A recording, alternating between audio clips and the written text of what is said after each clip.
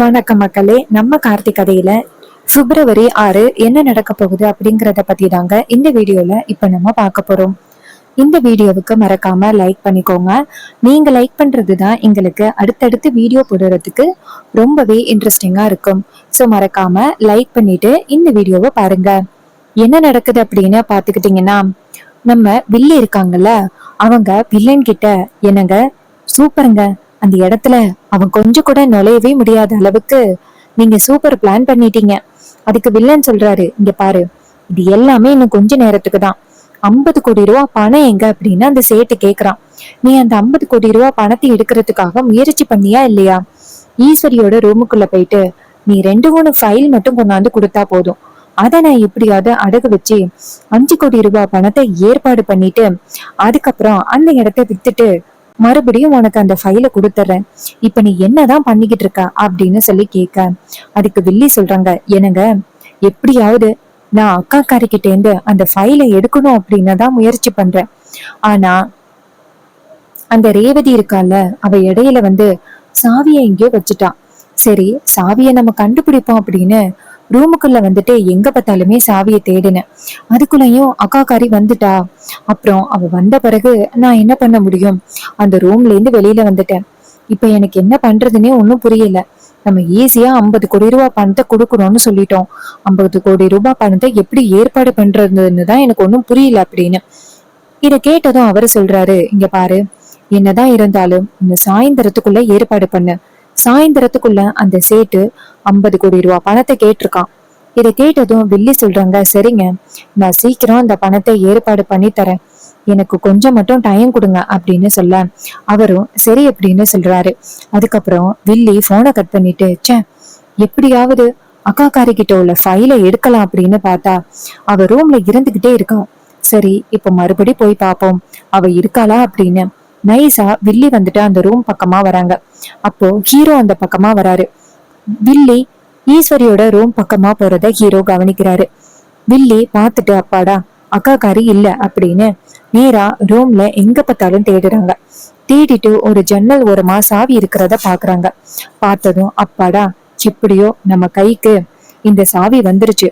இந்த சாவியை எடுத்து ஃபைல எல்லாம் எடுத்து அவர்கிட்ட கொண்டு போய் கொடுக்கணும். இல்லைன்னா அவர் ஏன் மேல கோவப்படுவாரு அப்படின்னு அந்த ஃபைல அப்படியே எடுக்கிறாங்க. அப்ப ஹீரோ பாத்துக்கிட்டு நிக்கிறாரு. அப்போ வில்லி ஃபைல எடுத்துட்டு வெளியில வர ஹீரோ நேரா வில்லி கிட்ட, ஏய், ஒரு நிமிஷம் இருங்க, எதுக்கு இந்த ஃபைல எடுக்கிறீங்க அப்படின்னு கேட்க வில்லி சொல்றாங்க, டேய், இது உனக்கு தேவையில்லாத விஷயம். நான் என் அக்காவோட ஃபைல எடுக்கிறேன், உனக்கு என்ன? நீ யாரு என்னை எடுக்க கூடாதுன்னு சொல்றதுக்கு? அப்ப ஹீரோ சொல்றாரு, அப்படியா, இப்பவே நான் அத்தையை கூப்பிடுறேன் அப்படின்னு. இது கேட்டதும் வில்லி சொல்றாங்க, ஏய், தேவையில்லாத வேலையை பார்க்காத அப்படின்னு.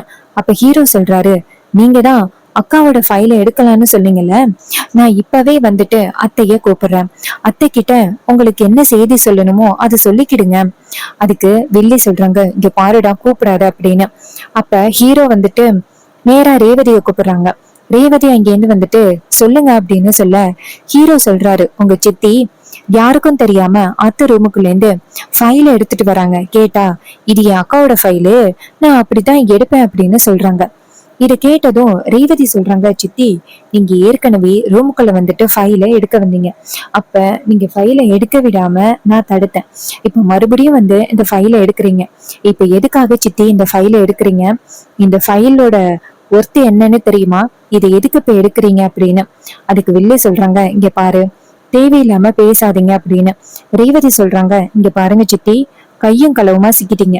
நான் இப்பவே அம்மாவை கூப்பிடுறேன் அப்படின்னு அம்மா அம்மா அப்படின்னு சத்தம் போடுறாங்க. அப்ப வில்லி ஏய், சத்தம் போடாதரி அப்படின்னு சொல்ல அப்ப ஹீரோயின் சொல்றாங்க, சித்தி, உங்களுக்கு தான் அம்மா மேல ரொம்ப பாசம் இருக்கே, அம்மாவுக்கும் உங்க மேல ரொம்ப பாசம் இருக்கு. இந்த ஃபைல நீங்க எதுக்காக எடுத்தீங்க அப்படின்னு நீங்க அம்மா கிட்டயே சொல்லிக்கிடுங்க அப்படின்னு ஈஸ்வரி அந்த இடத்துக்கு வராங்க. ஈஸ்வரி வந்ததும் எல்லாரையும் பார்த்துட்டு, என்ன நடக்குதுங்க, ஏண்டி என்ன இப்படி சத்தம் போட்டு கூப்பிட்ட அப்படின்னு. அதுக்கு ரேவதி சொல்றாங்க, அம்மா, சித்தி உங்க ரூமுக்குள்ள இருக்கிற 2 டாக்குமெண்ட்டை வெளியில எடுத்துட்டு வந்திருக்காங்க. இந்த டாக்குமெண்டோட ரேட் பல கோடி கணக்குல போகும். இது எதுக்காக சித்தி உங்க ரூமுக்குள்ள இருந்து, அதுவும் உங்ககிட்ட கேட்காம எதுக்கு எடுத்தாங்க அப்படின்னு கேளுங்க. இது கேட்டதும் ஈஸ்வரி சந்திராவோட கையில இருக்கிற ஃபைல பாக்குறாங்க. பார்த்ததும் ஈஸ்வரி நேரா சந்திரா கிட்ட, சந்திரா என்ன இது, எதுக்காக இந்த ஃபைல எடுத்தடி அப்படின்னு. அதுக்கு வில்லி சொல்றாங்க, இல்லக்கா இது மாதிரி இந்த ஃபைல் எல்லாம் கரெக்டா இருக்கான்னு பார்த்தேன்க்கா. ரொம்ப நாளைக்கு முன்னாடி இந்த ஃபைல வந்துட்டு நம்ம அடமானம் வைக்க போனோம்ல, அங்க எதுவும் ஃபைல மிஸ் ஆயிருச்சோ அப்படின்னு எனக்கு சந்தேகம். அதான்க்கா இந்த ஃபைலை எடுத்து பார்க்க வந்தேன். ரேவதி சொல்றாங்க, பாட்டியாமா எப்படி சித்தி பொய் சொல்றத, இந்த ஃபைல யாருக்கிட்டே குடுக்கறதுக்காக சித்தி எடுத்திருக்காங்க. எதுக்காக இந்த ஃபைலை எடுத்தாங்க அப்படின்னு கேளுங்கம்மா. இதை கேட்டதும் ஈஸ்வரி சொல்றாங்க, ஏய் என் தங்கச்சிய பத்தி எனக்கு தெரியும். அவ கண்டிப்பா இந்த ஃபைல திருடுற நோக்கத்துல கண்டிப்பா எடுத்திருக்க மாட்டா. இது கேட்டதும் ரேவதி சொல்றாங்க, அப்படியாமா, அப்போ எதுக்காக இவங்க உங்ககிட்ட கேட்காம எடுத்தாங்க?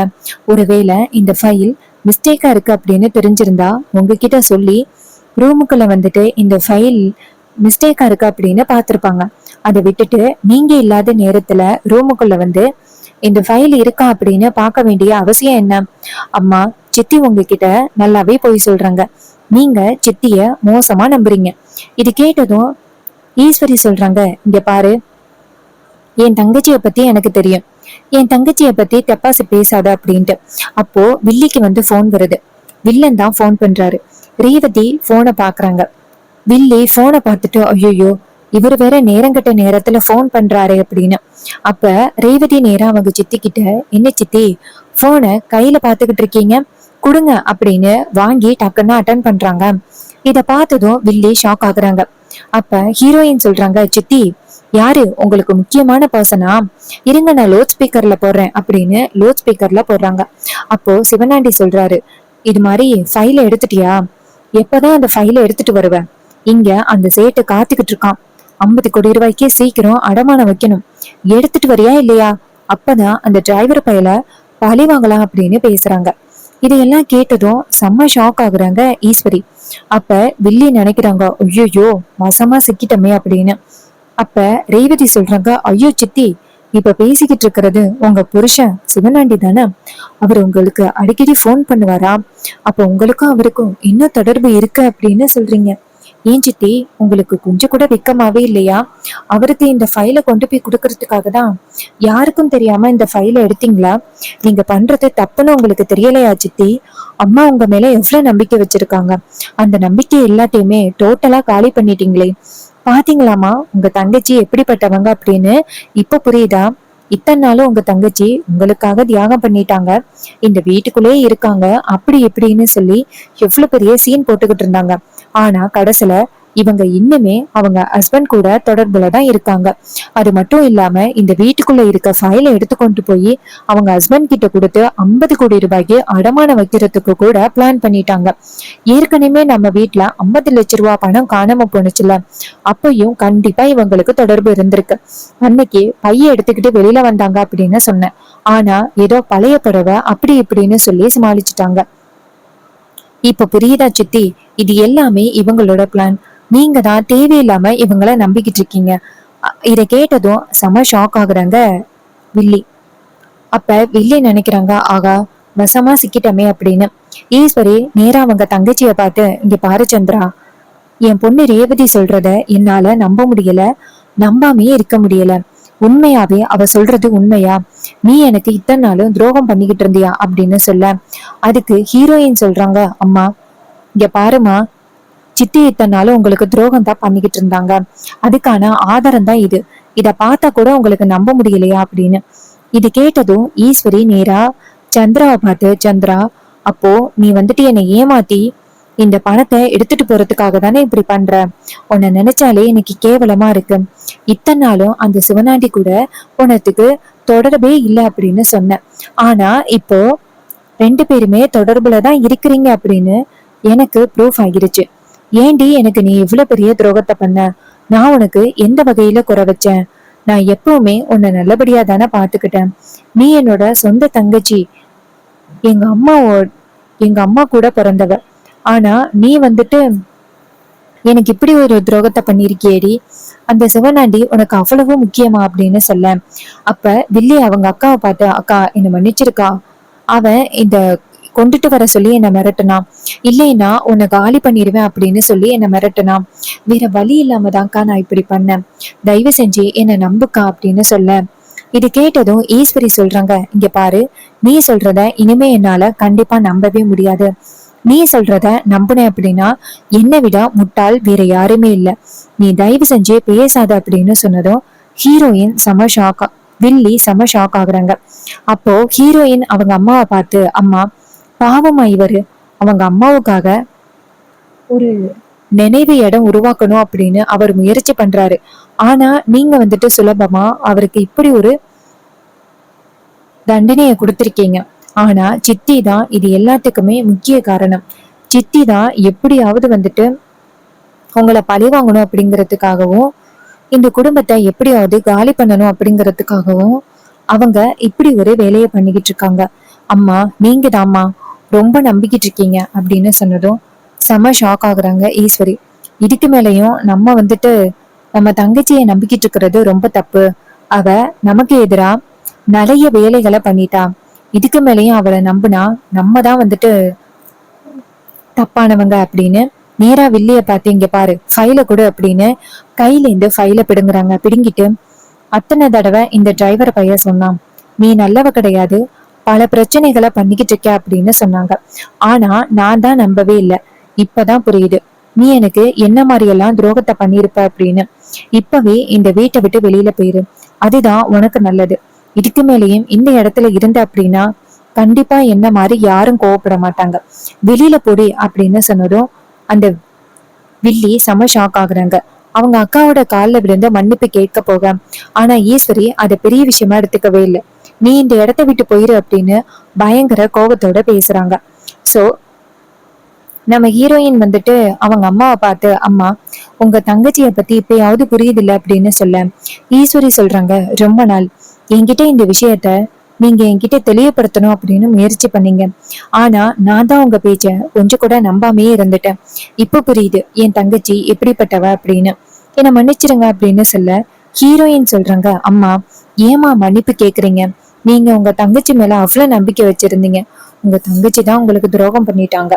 இது கேட்டதும் ஈஸ்வரி சொல்றாங்க, ஆமா அப்படின்னு. சோ இந்த கதை உங்களுக்கு பிடிச்சிருக்கா? இந்த கதை பிடிச்சிருந்துச்சுன்னா இந்த வீடியோவுக்கு மறக்காம லைக் பண்ணிக்கோங்க. நீங்க லைக் பண்றதுதான் எங்களுக்கு அடுத்த வீடியோ போடுறதுக்கு ரொம்பவே இன்ட்ரெஸ்டிங்கா இருக்கும். சோ மறக்காம லைக் பண்ணிட்டு இந்த வீடியோவை தொடர்ந்து பாருங்க. சோ நம்ம வந்து ஸ்மால் பிஸ்னஸ் ஸ்டார்ட் பண்ணியிருக்கோம் அப்படின்னு உங்களுக்கு தெரியும். நான் ஸ்மால் பிஸ்னஸ் ஸ்டார்ட் பண்ணியிருக்க மாதிரியே நீங்களும் பிஸ்னஸ் ஸ்டார்ட் பண்ண ஆசைப்படுறீங்களா? உங்களுக்கு சூப்பரான ஒரு காம்போ ஆஃபர் வந்து நான் இப்ப கொடுக்க போறேன். ஜஸ்ட் 399க்கு நீங்க இப்ப பாத்துக்கிட்டு இருக்க கிளிப்ஸ் எல்லாமே அவைலபிளா இருக்கு. 399க்கு நீங்க இந்த கிளிப்ஸ் எல்லாமே வாங்கினீங்க அப்படின்னா கண்டிப்பா உங்களால 500 ருபீஸ்க்கு சேல் பண்ண முடியும். உங்களால ப்ராஃபிட்டும் பார்க்க முடியும். இன்னும் ஏன் வெயிட் பண்ணிக்கிட்டு இருக்கீங்க? இப்பவே இந்த ஸ்மால் பிசினஸ் ஸ்டார்ட் பண்ணாதான் உங்களால கொஞ்சம் கொஞ்சமா உங்க பிசினஸ் க்ரோ பண்ண முடியும், ஒரு நல்ல நிலைமைக்கு வர முடியும். ஸோ ஏன் வெயிட் பண்ணிக்கிட்டு இருக்கீங்க? சீக்கிரம் இந்த 399 காம்போ ஆஃபரை ஆர்டர் பிளேஸ் பண்ணுங்க. வாட்ஸ்அப் நம்பர் டிஸ்கிரிப்ஷன்ல கொடுத்துருக்கேன். டிஸ்கிரிப்ஷன்ல இருக்கிற வாட்ஸ்அப் நம்பருக்கு ஹாய் அப்படின்னு மெசேஜ் பண்ணுங்க. அதுல உங்களுக்கு என்னென்ன கிளிப்ஸ் 399க்கு அவைலபிளா உங்களுக்கு கிடைக்கும் அப்படின்னு நான் உங்களுக்கு மெசேஜ் பண்றேன். ஸோ இதே மாதிரி நிறைய ஆஃபர்ஸ் நம்ம ஆன்லைன் ஸ்டோர்ல அவைலபிளா இருக்கு. ஜஸ்ட் 5 ருபீஸ் 4 ருபீஸ்லேருந்து நிறைய கிளிப்ஸ் வந்து உங்களுக்கு கிடைக்கும். ஸோ சீக்கிரம் ஆர்டரை பிளேஸ் பண்ணுங்க. உங்களுக்கு தனியா வேணும் அப்படின்னாலும் நீங்க காம்போ ஆஃபரா கூட வாங்கிக்கலாம். ஸோ இதே மாதிரி இன்னுமே நிறைய அப்டேட்ஸ் கூட அவங்கள வந்து பார்க்குறேன். தேங்க்யூ ஃபார் வாட்சிங்.